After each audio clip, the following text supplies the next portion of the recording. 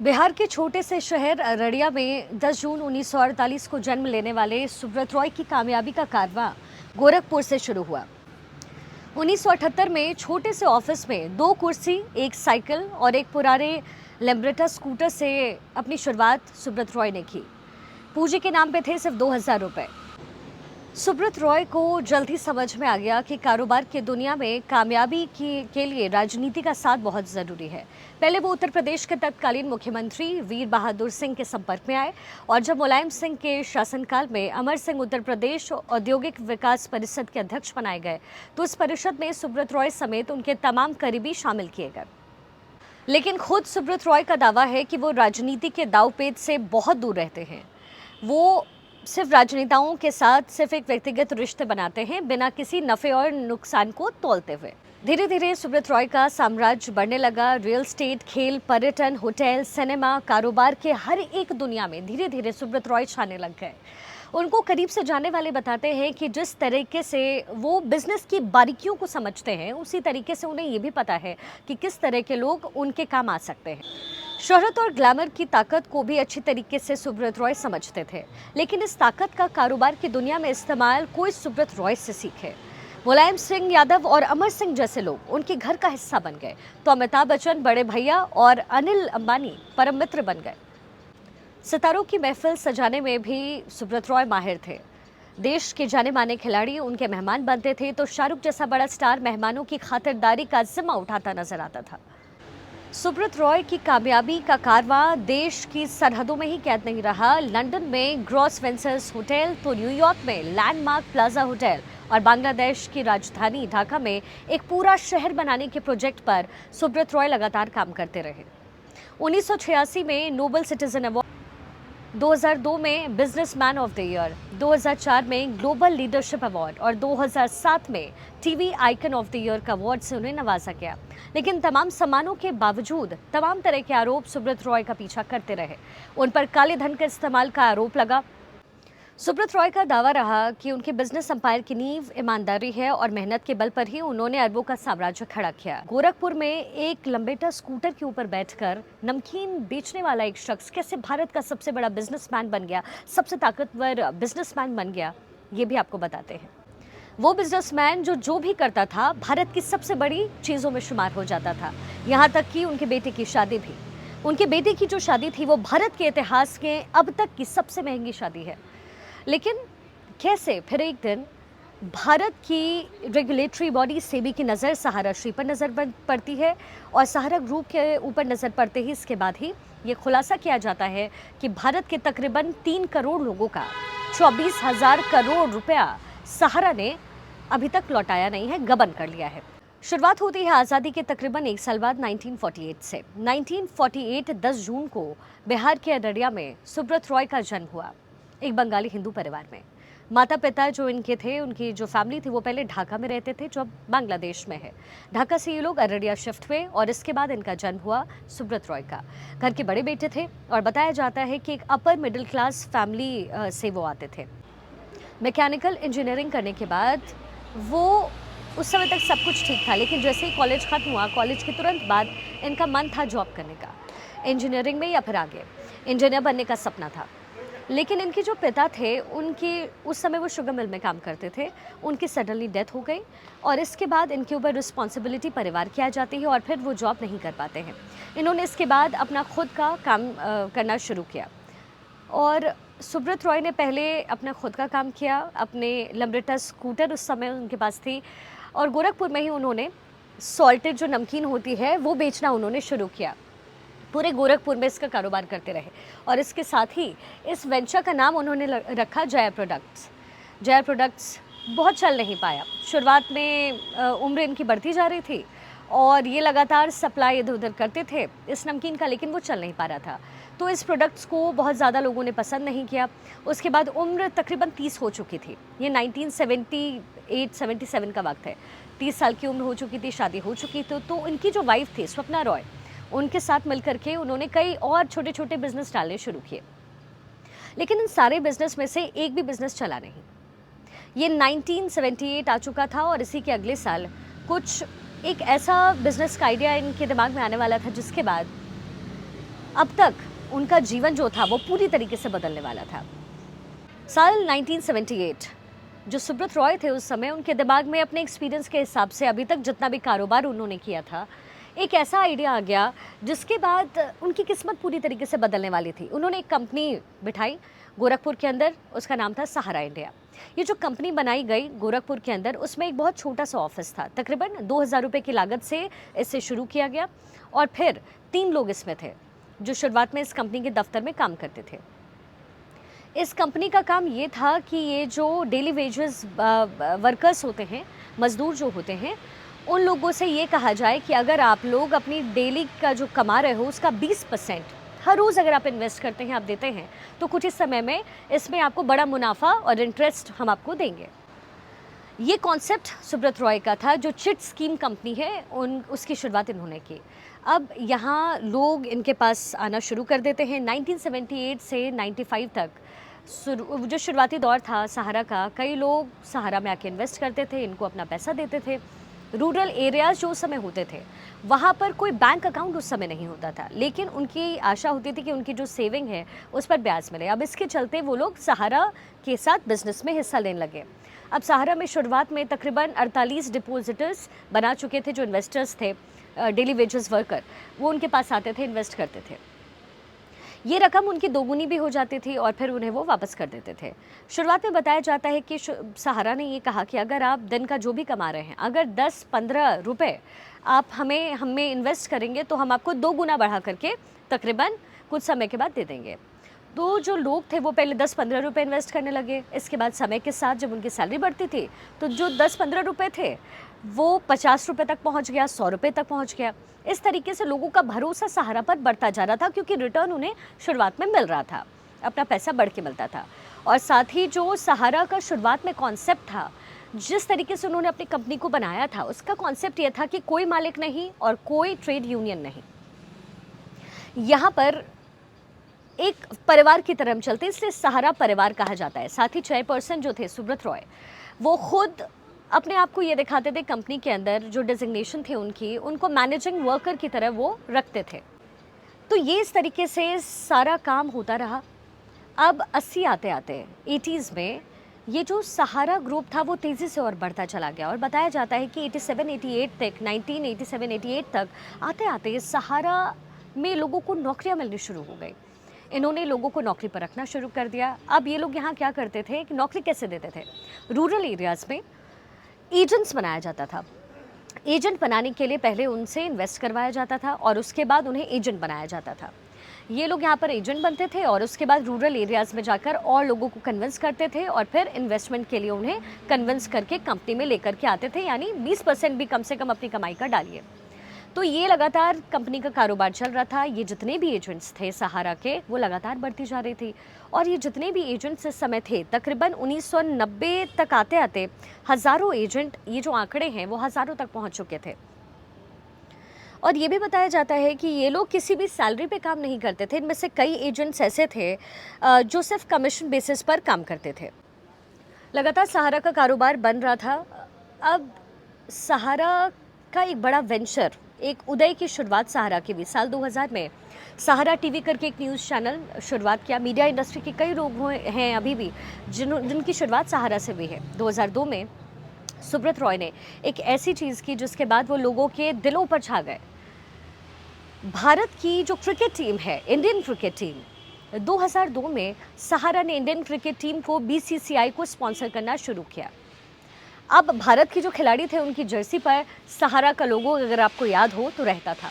2002 से ये शुरू हो गया और इसी के साथ ही जो स्कीम पहले से वो चिट फंड वाली थी वो लगातार सहारा की काम कर ही रही थी। लेकिन अब यहाँ 2002 के बाद में गड़बड़ यहीं से होना शुरू हुआ सुब्रत रॉय की ज़िंदगी में। लोग जो इन्वेस्टर्स थे उन्हें अलग अलग तरह की स्कीम में उलझाने का प्रयास सहारा की तरफ से किया जाने लगा। उन्हें बताया जाता था कि अगर आप इसमें इन्वेस्ट करेंगे तो आपका पैसा 3 गुना होगा, इसमें करेंगे तो 2 गुना हो जाएगा।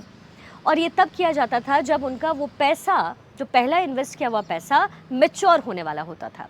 मैच्योरिटी का जैसे ही पीरियड आने का समय होता था, उस समय उनको दूसरी स्कीम बता दी जाती थी और इसके बाद लोग इन्वेस्ट भी करते रहे, लोग अपना पैसा लगाते भी रहे, क्योंकि उनका जो भरोसा था वो सहारा पर बहुत ज़्यादा था।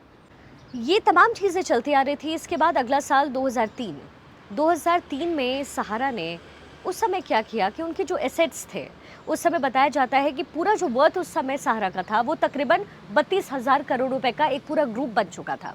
भारत के अंदर एक इतना बड़ा ग्रुप बन चुका था सहारा कुछ ही सालों के अंदर कि लगभग 7 लाख लोग उसमें काम कर रहे थे और कंपनी 2003 तक 32,000 करोड़ रुपए का पूरा टर्नओवर सहारा का था, पूरे एसेट्स हो चुके थे।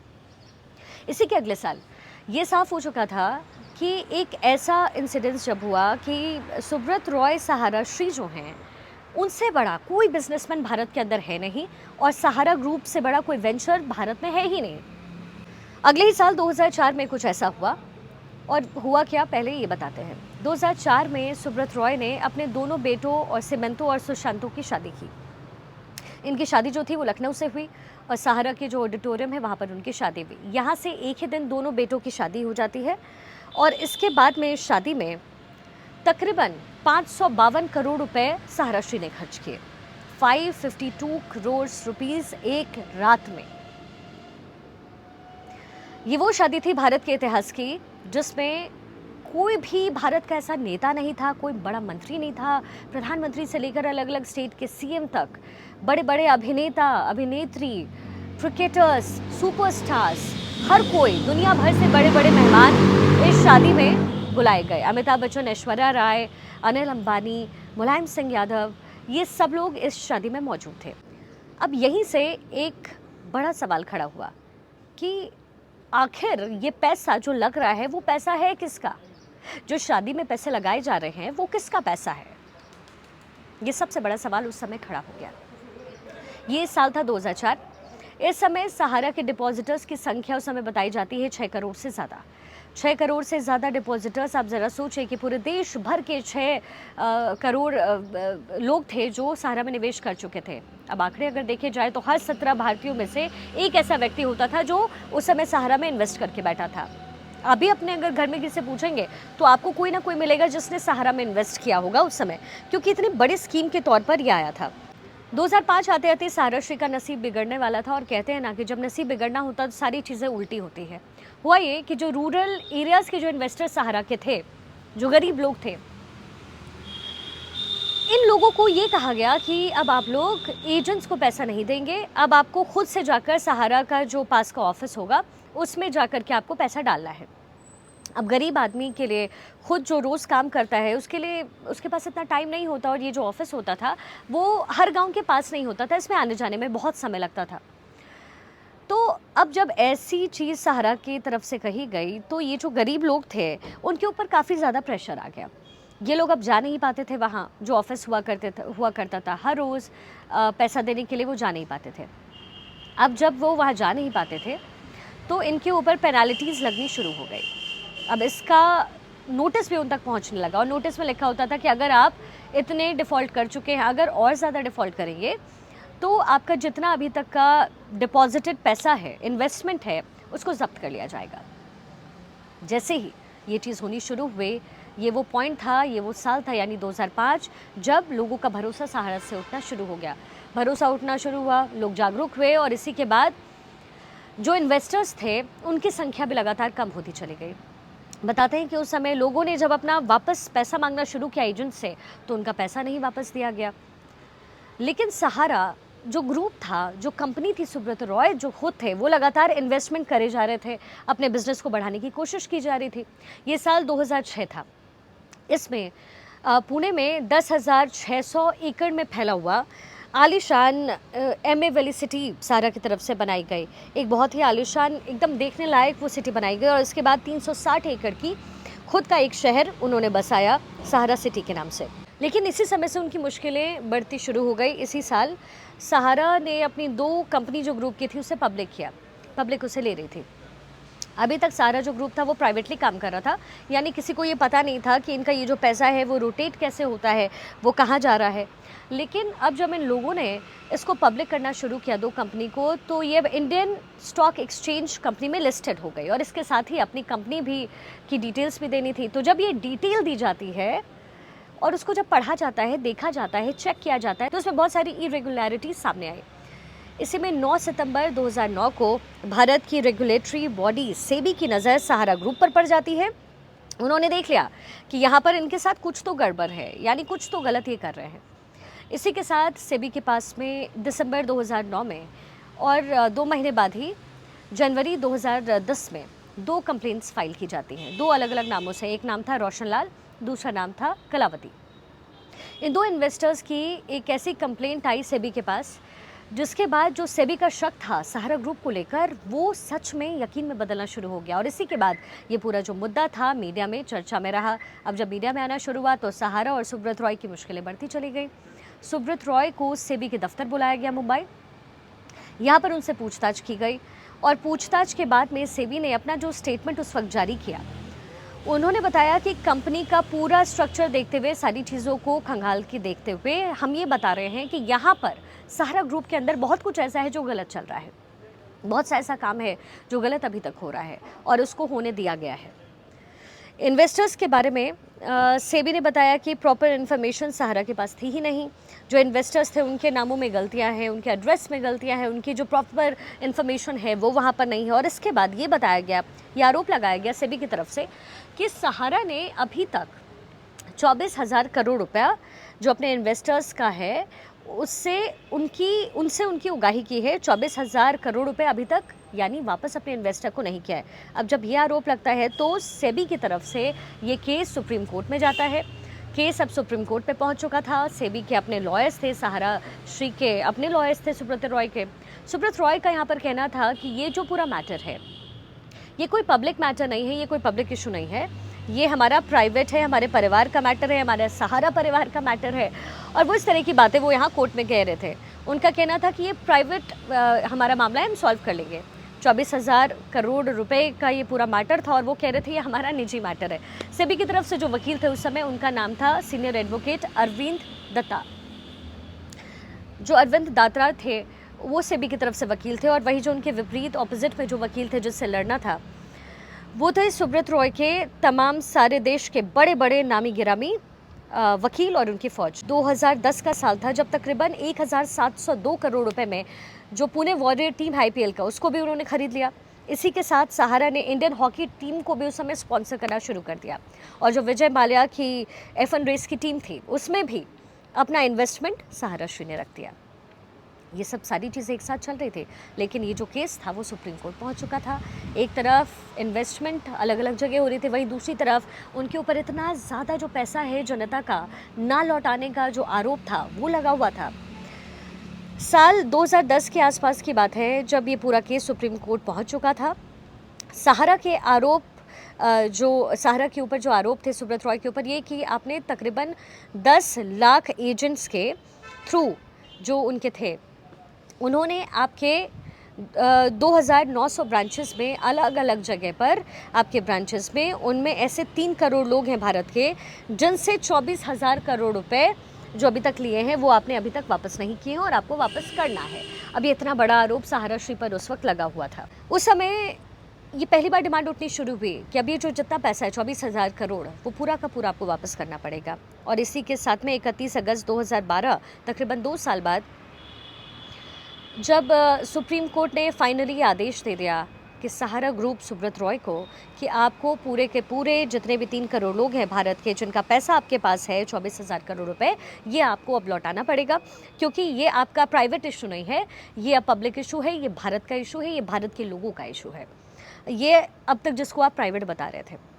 और इसी के साथ ये जो पेनाल्टी थी तकरीबन ब्याज लग करके 24,000 करोड़ रुपए, इसका जो अमाउंट था ये भारत के इतिहास की सबसे बड़ी पेनाल्टी बन चुकी थी। अब तक ऐसी पेनाल्टी किसी के ऊपर नहीं लगाई गई थी। पहले सहारा ग्रुप ने ये कहा कि हमने 20,000 रुपये करोड़ पहले ही लौटा दिया इन लोगों का, और वो भी कैश में। 90% जो अमाउंट है वो कैश में हमने लौटाया है। जब ये बात यहाँ स्टेटमेंट सहारा ग्रुप से आई तो ना सेबी इस पे यकीन कर रही थी, ना सुप्रीम कोर्ट यकीन कर रहा था, ना लोगों को यकीन था कि कैश में कोई 20,000 करोड़ रुपए कैसे दे सकता है। किसी के पास पैसा नहीं आया। दूसरी बार इसका कोई प्रूफ भी सहारा के पास नहीं था। सेबी को चैलेंज करते हुए सहारा ग्रुप ने, सुब्रत रॉय ने 127 ट्रकों में 31,600 अलग अलग कार्टून्स भर के, जिनमें तकरीबन 3 करोड़ एप्लीकेशंस फॉर्म थे और 2 करोड़ जो रिडेम्पशन वाउचर्स थे वो डालकर भेज दिया। 127 ट्रकों में इन डॉक्यूमेंट्स को भर करके मुंबई की तरफ रवाना कर दिया। जब ये डॉक्यूमेंट्स यहाँ पर मुंबई में जो ये ट्रक थे जो वहाँ पहुँचे थे, उनको बताया जाता है कि मुंबई के आउटर एरिया में पूरे ट्रैफिक लग चुका था, जाम लग चुका था और सेबी के दफ्तर में इन्होंने ये 127 ट्रक डॉक्यूमेंट भर करके भेजे थे। उनको पता था कि इन डॉक्यूमेंट्स की वेरिफिकेशन में करोड़ों डॉक्यूमेंट्स थे, कम से कम सालों लग सकते हैं और सेबी कैसे इसको हैंडल करेगा। तो इस तरीके से इन्होंने यहाँ पर चैलेंज किया सहारा श्री ने सेबी को। एक तरीके से लड़ाई इस एक तरीके से हो रही थी जैसे कि उनका कोई बिजनेस राइवल सेबी हो, वो भारत की रेगुलेटरी बॉडी के साथ लड़ाई नहीं कर रहे हैं। लेकिन सेबी इस बात को मानी नहीं और इन्वेस्टिगेशन करते ही काफ़ी सारे नाम दिन रात इन्वेस्टिगेट सेबी करती रही और काफ़ी सारे ऐसे नाम इन डॉक्यूमेंट में रखे जो कि फर्जी नाम थे। यहीं से सहारा श्री बुरी तरीके से फंस गए और बुरी तरीके से फंसने के बाद सहारा श्री का अंत कुछ इस तरीके से हुआ कि उन्हें सलाखों के पीछे अपना समय काटना पड़ा। तो कहते हैं ना कि वक्त लोगों का बदलता है और वक्त के साथ खुद को बदलना चाहिए। सहारा श्री ने जिस तरीके से अपनी शुरुआत की वो वाकई काबिले तारीफ़ थी, लेकिन वो जो ख्वाहिश थी सहारा श्री की वो बढ़ती चली गई और कहीं ना कहीं वहीं सहारा श्री को ले डूबी। सहारा श्री का अब निधन हो गया है। कल देर रात 11:30 बजे उन्होंने अंतिम सांस ली। 75 साल के थे वो, लेकिन जो विस्तार सहारा श्री का रहा है वो अद्भुत रहा। लेकिन लोगों का जो सहारा श्री पर जो आरोप लगे पैसे गबन का, वो कभी लौटा नहीं पाने की स्थिति में सहारा श्री पहुंच गई। सारी प्रॉपर्टीज़ बिक गई, लेकिन स्थिति उनकी वहीं रही। खैर, ये तो कहानी थी एक ऐसे शख्स की जिसकी शुरुआत स्कूटर से हुई, लेकिन अंत तो सबका वही होता है जो सहारा श्री का हुआ है। लेकिन कोई खुददारी के साथ मरता है तो कोई बेइज्जती के सहारे मरता है और सहारा श्री के साथ कुछ ऐसा ही हुआ है। लेकिन अब चूँकि उनका निधन हो चुका है तो उनकी आत्मा को शांति मिले, यही दुआ हर तरफ से उठ रही है। लेकिन कहीं ना कहीं कुछ तो गड़बड़ था जिसने सहारा श्री को, पूरे भारत को परिवार कहते थे, उस परिवार ने सहारा श्री को अपनाने से इनकार कर दिया।